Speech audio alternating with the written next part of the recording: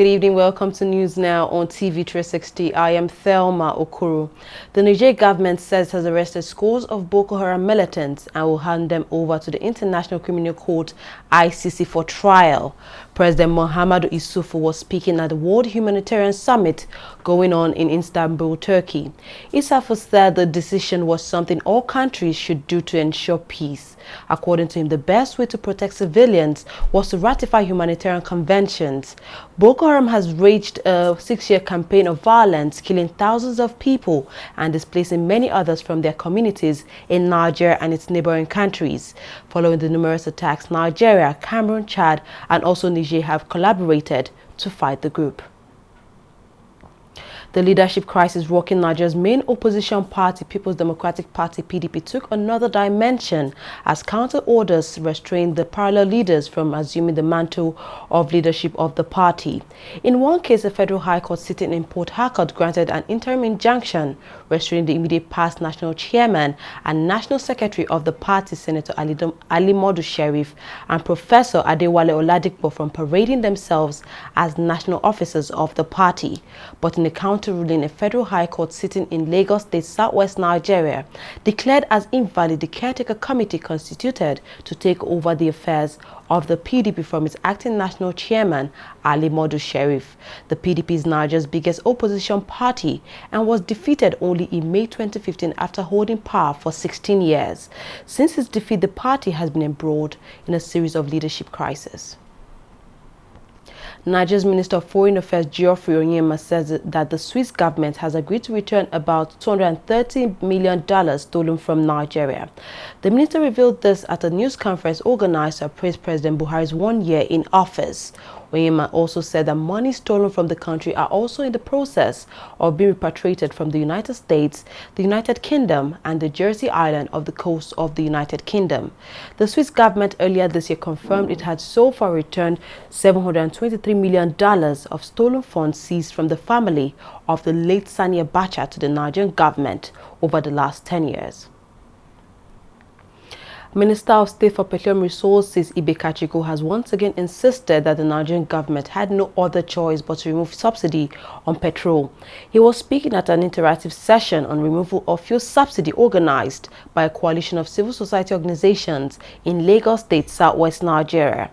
Fuel, which used to sell for 86 naira per litre, now sells for 145 naira per litre since the removal of fuel subsidy. Kachiko said if the Nigerian government had continued in the 86 naira per litre framework, it will eventually lead to non-payment of state and federal government staff salaries, laying off of staff, and poor infrastructural development due to lack of funds. He urged Nigerians not to give up, saying in the next few months competition will reduce the price of fuel. Let anybody who believes that they have a capacity to bring in petroleum products, bring in petroleum products. So if as organized civil society, you decide to put yourself together and bring in products, please do. Set your own price and sell. You know, the time has come for us to stop sitting back and just taking punctures at any policy that comes. Drive the policies. Lots of you are businessmen, very intelligent people, running your own business is very successful. Get into the business. The biggest way to solve problems is that you get into the business and you challenge the status quo. So I am hoping that even state governments who have suffered for very many years by virtue of how NNPC has operated in terms of deductions from money due to them, will get into the business, bring in their own products, sell, compete. And that competition is already happening. You know, we're all worried that, oh, it's 145. What happens if foreign exchange goes to 300 or 500? Oh, it's going to rise to 500. You know, alarm bells are very easy to sound. They sound much louder. But logic is a very quiet decorum. The reality is that when there's competition, everybody will drive down the price. We did that with AGO, where it was a competition versus where it was before. We did that with Kero, where it's competition versus what it was before. It can happen with PMS. What needs to happen, however, is that you are not going to leave the window to an unguarded profiteering. And so PPPRA will always be there to monitor what is the actual landing price, what is the profit margin, and why are you where you are? Why are you exceeding the band? But unlike before, when you use DPR to pursue people around the stations, the numbers will pursue you out of the business.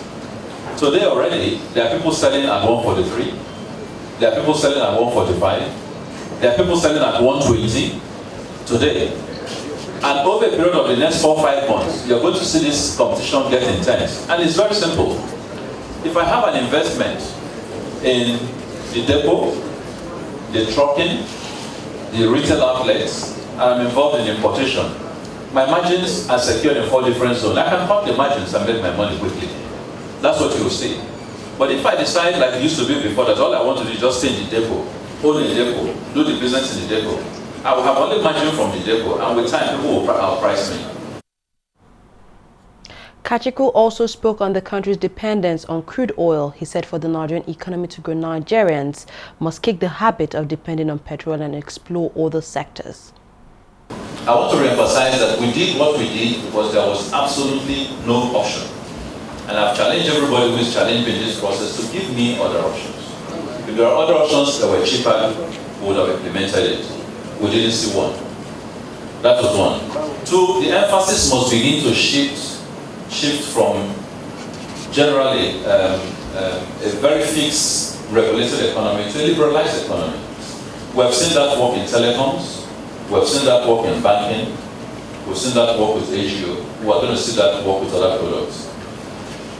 2, we must begin to pay less emphasis to PMS. There's so much emotion about petrol. And I understand all the arguments about the rules are lives, so everybody has to move around, food depends on it and all that. But guess what? Our lives, food is not less important than petrol. Because you don't have to be alive to move around or to do anything. But the moment we begin to assign a greater part of our national income to the consumption of a particular product, this is just one out of many products in the petroleum sector. It is doomsday economics. It just does not work. And for a very long time, individuals have succeeded in emotive arguments to convince us to hold on to it. And what is done is that it's led this country by over 10 trillion over a period of 4 or 5 years. That would have helped us bring our refineries, that would have helped us address the road that your president mentioned, that would have helped us address infrastructure that is not there, that would have helped us address schools that have dilapidated. There are so many things that have gone wrong in this country. We're almost at the point where we need to begin from ground zero. Both for schools, both for roads, both for infrastructure, both for airports, everything is down. And those are the circumstances under which this government came into power. So I urge all of you, no matter the emotions of the moment, to please understand the difficulties that we face as a nation.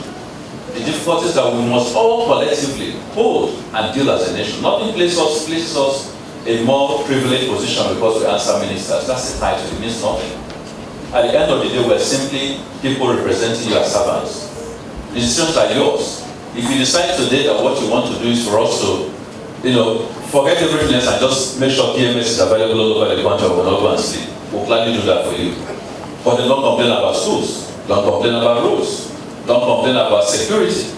Don't complain about local government development. Don't complain about employment. There are so many things that this country needs, which we now need to begin to face. Because the difference between us and the other oil countries that I go to every day is that once we enjoyed our own money, corrupted it, transferred it, diverted it, they spent their time investing their money. So there was infrastructure for them to deal with when the chips were down. Now, by the way, all the OPEC countries have all gone out of subsidy. Even countries as rich as Saudi and Qatar, who have the highest levels of reserve in the world, they've all left it. But they left it, but they can survive because they have invested. They've invested. I remember I was beginning as a young man in oil in the 70s when Saudi Arabia started investing in the US, in filling stations. I love it. So what's this? Why would they come here to buy? But they had the foresight to understand that things will change. So today, Saudi Arabia, for example, owns over 20% of filling station outlets in the US. We didn't invest. Today, 40% of any new oil find in Saudi Arabia is not produced. You know what they do? They find it, determine the number, and they cover it, they cap it. They say this is for the next generation. That's what Saudi Arabia does. So we did not focus on things we needed to focus. So today when Saudi Arabia therefore can continue its campaign of let the price of oil go down and fighting the war, because it has sufficient reserves. And that's why I had to go in the position to say, look, I can't fight that war with you guys because I don't have the reserves. I have to survive. So the time has come to focus on how to develop infrastructure. How do our refineries work? How do our roads work? How do our depots work? You know, how do our citizens get more work? You know, so the time has come to change the approach. The Nigerian government has commended the labor union for its decision to call off a strike action embarked upon to protest the government's decision to increase pump price of petrol and hike in electricity tariffs. Speaking at an interactive session on removal of fuel subsidy organized by a coalition of civil society organizations, Minister of Information and Culture Lai Mohammed said the suspension was a win situation for Nigeria. NLC President Ayuba Waba had said the union resolved to suspend the strike action with immediate effect following an emergency meeting of the National Executive Council of the NLC.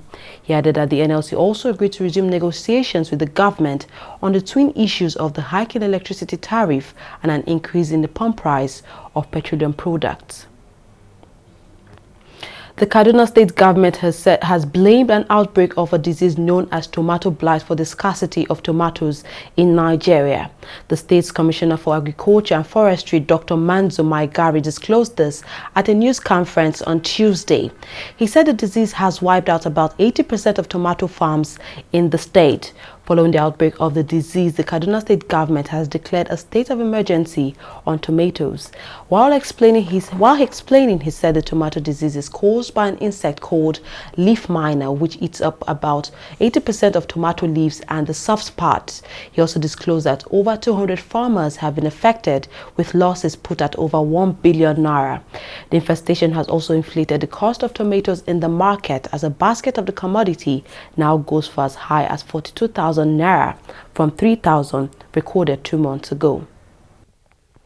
A federal high court judge has adjourned till Wednesday a ruling on the application filed by the spokesperson of People's Democratic Party, Olisa Metu, to travel abroad for medical treatment.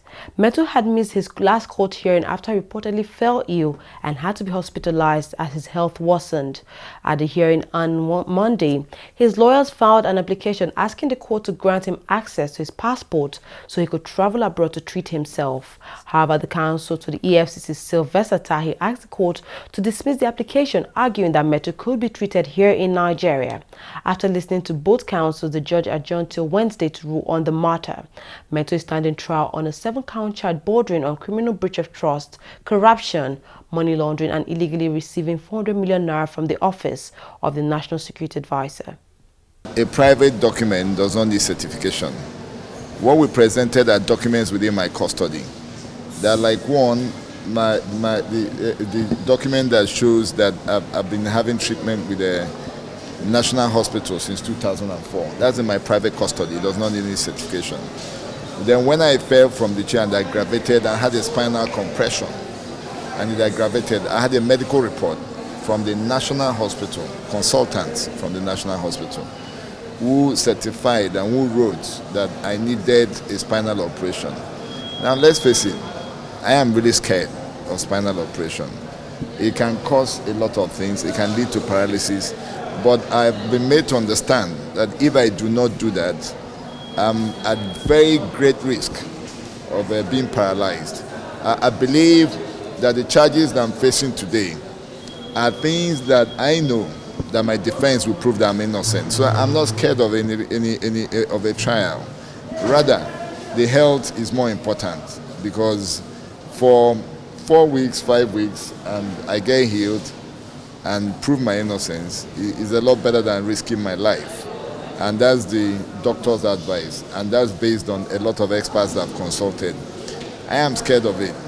Because of these health reasons, I've abandoned my chosen career, and I've decided and opted not to participate in any political activity, including the last convention. I did not do that because of my health. It's a very serious issue, and I believe that with what the courts, what is going on in the court, between the documents that my lawyers are presenting, that the court will come to a favorable decision for me to be able to attend to my health, which is very important. The basis of our objection to the release of the first defendant's international passport is that the ailment he's suffering from is not one that cannot be treated locally in Nigeria. Secondly, they have not placed credible evidence before the Honorable Court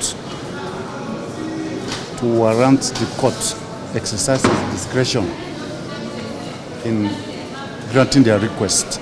You know, the law is that if you are tendering a document before the court, which happens to be a public document, as in this case, the medical reports and other documents on their face emanated from the National Hospital, which is a public institution. Our understanding of the law is that before the court can take it as evidence, those documents have to be duly certified in accordance with the requirements of the law. And in that case, I mean, there was no certification of those documents. So that is the basis upon which we urge the court to refuse the prayers, as there is no credible evidence before the court. The Nigerian government has signed a $9 million deal with the United States government to improve the performance of its electricity distribution companies, DISCOs.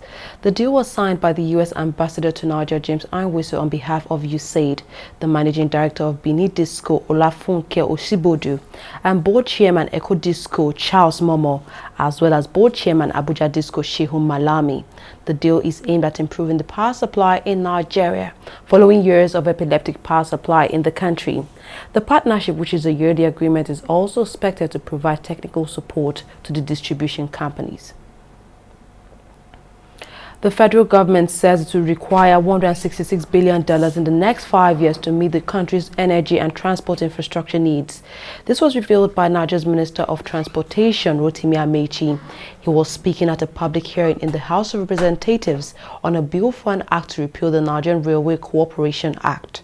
The hearing also focused on a bill for an act to provide for the establishment of 3 national transport commissions.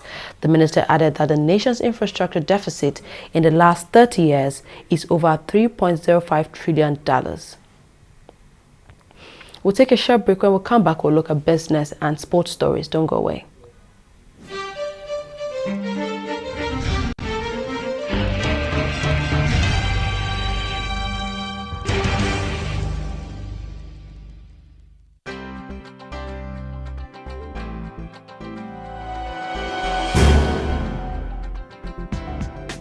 Hello, you're welcome. You're watching the Funny White Man Show, which is the biggest, the brightest, and the most entertaining show in Africa. Funny white man, funny white man, funny white man, but this way you talk, it's too much. Give me 5,000 man, that's you. It's too much. So you get it like, when she move along the street, yeah, me should like, I'm going girl, you know, my own people, actually.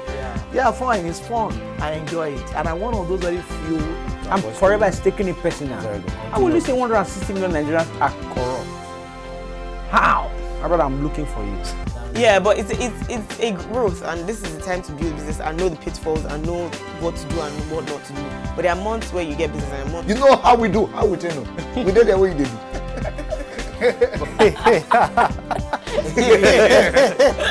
Hello, you're welcome. You're watching Trending Matters on the Funny White Man Show. Of course, they will bring you trending issues just to entertain and tickle your fancy.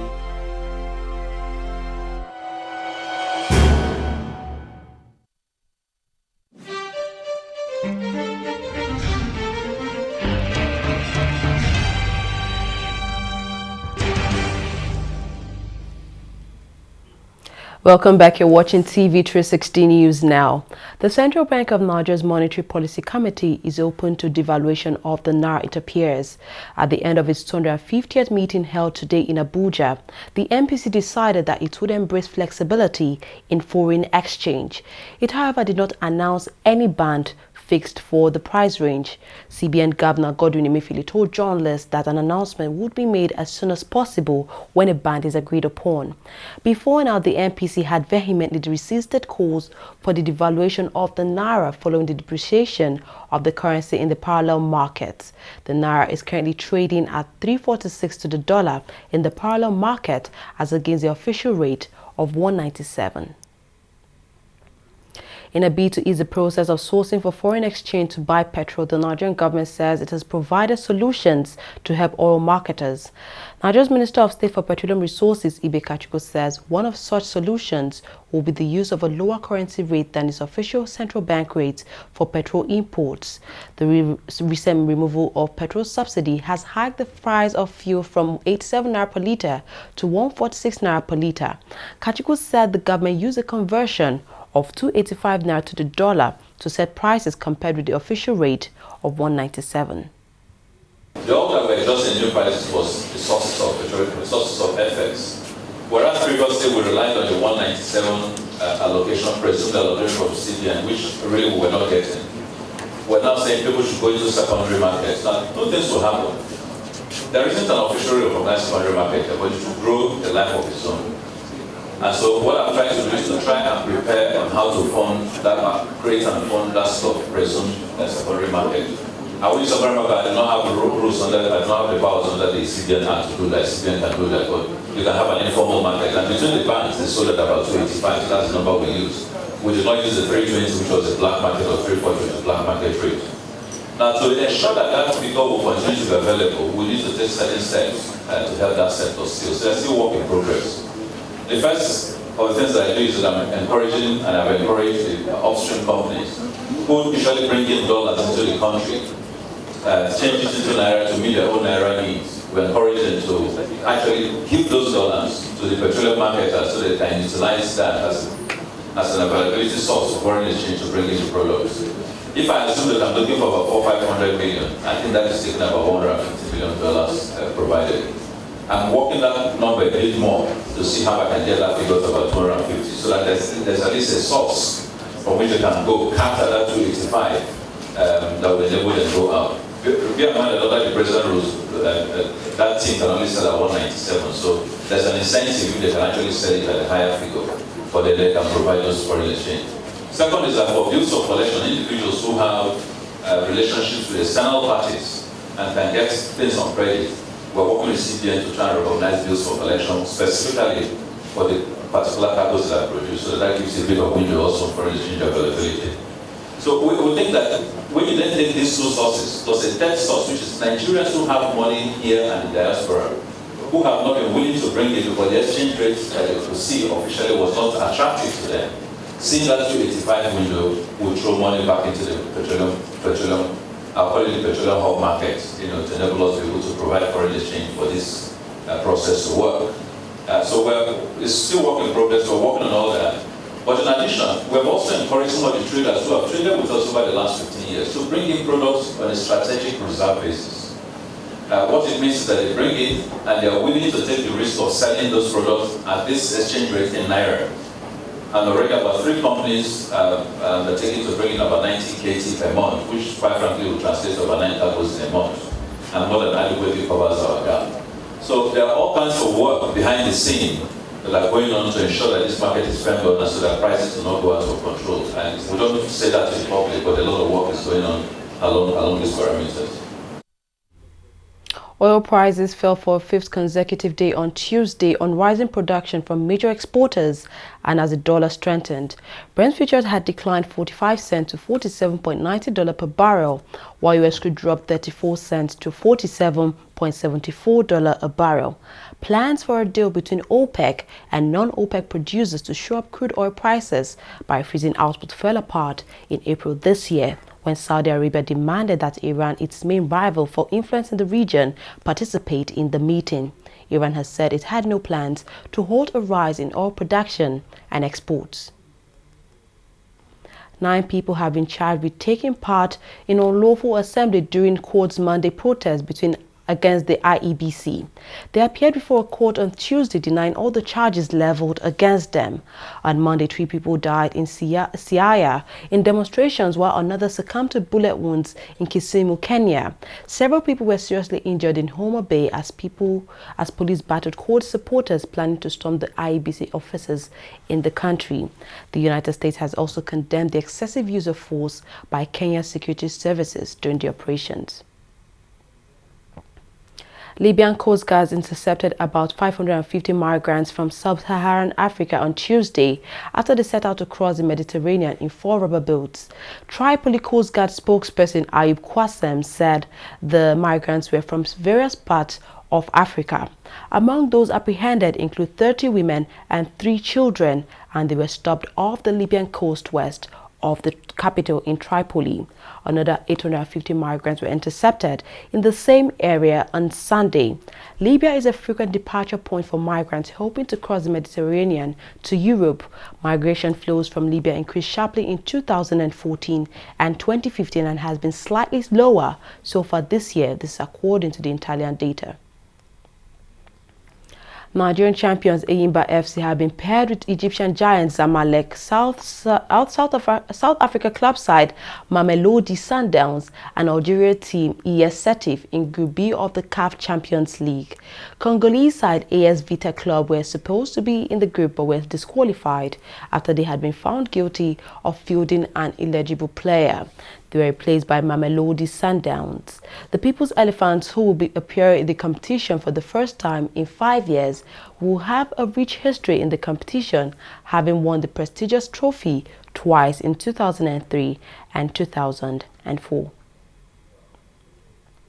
World Football's governing body FIFA has sacked its Deputy General Secretary Marcus Katner after uncovering financial wrongdoing during an internal investigation. Katner, who is FIFA's former financial director, was appointed last year after the previous Secretary General Jan Valke was suspended from his post. FIFA said in a statement, Marcus Katner has been dismissed from his position effective immediately. End of quote. Former Chelsea manager Jose Mourinho is in talks with FA Cup holders Manchester United as he's set to become the club's next manager. According to the British press, the Portuguese has already agreed personal terms with the Red Devils, and the club is expected to announce his capture in the coming days. The 53-year-old will replace Dutchman Louis van Gaal, who was sacked on Monday despite leading the club to its first FA Cup title in 12 years. Well, we've come to the end of news now. We thank you very much for watching. I am Thelma Okoro.